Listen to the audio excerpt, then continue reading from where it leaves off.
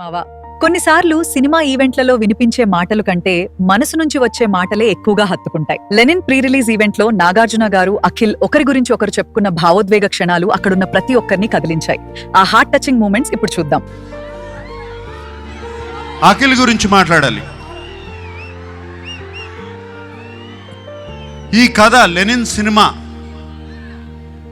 ఈ సీమ కథ, లెనిన్ సీమ మట్టి కథ, సీమలో ఉన్న మనుషుల కథ. సింపుల్గా చెప్పాలంటే సీమలో జరుగుతున్న మహాభారతం అటువంటి కథ ఇది. వీడేమో అన్ని అర్బన్ ఫిలిమ్స్ చేశాడు ఇప్పటి వరకు. దీంట్లో సూట్ అవుతాడా, పనిచేయగలుగుతాడా అని నాకు చాలా పెద్ద భయం సినిమా స్టార్ట్ చేసినప్పుడు. బట్ సినిమా చూసిన తర్వాత నేను కాదు అందరూ ఆశ్చర్యపోయారు. అఖిల్ లెనిన్ అయిపోయాడు, లెనిన్ క్యారెక్టర్లో వెళ్ళిపోయాడు. మీరు సినిమా చూసిన తర్వాత లెనిన్ స్నేహాన్ని ప్రేమిస్తారు,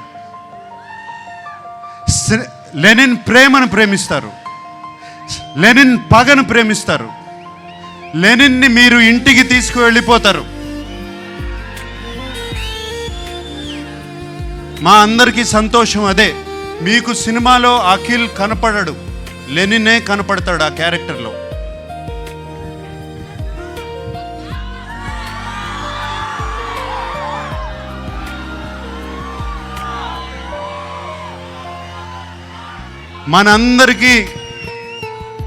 మనందరికీ దేవుడు ఆ వెంకటేశ్వర స్వామి.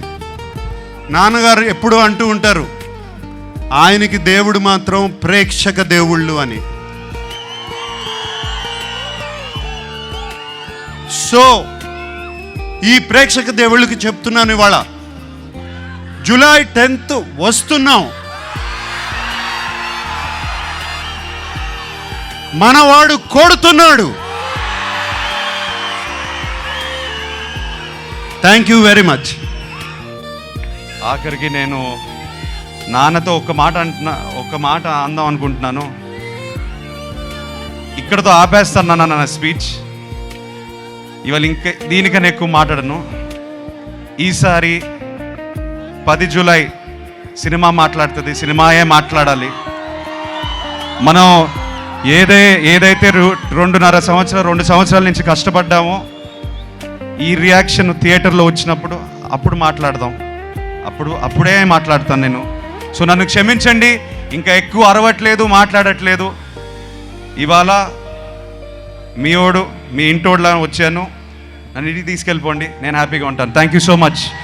థ్యాంక్ యూ తిరుపతి, ఏడుకొండలవాడ, గోవిందా గోవిందా. ఇలాంటి నిజమైన భావోద్వేగాలు స్టార్డమ్ కంటే కుటుంబ బంధమే గొప్పదని మరోసారి గుర్తు చేశాయి మావా. ఈ మూమెంట్స్ మీకు కూడా నచ్చితే వీడియోకి లైక్ చేసి మీ అభిప్రాయాన్ని కామెంట్లో చెప్పండి. ఇలాంటి మరిన్ని సినీ అప్డేట్స్ కోసం ఫాలో అవ్వడం మర్చిపోవద్దు.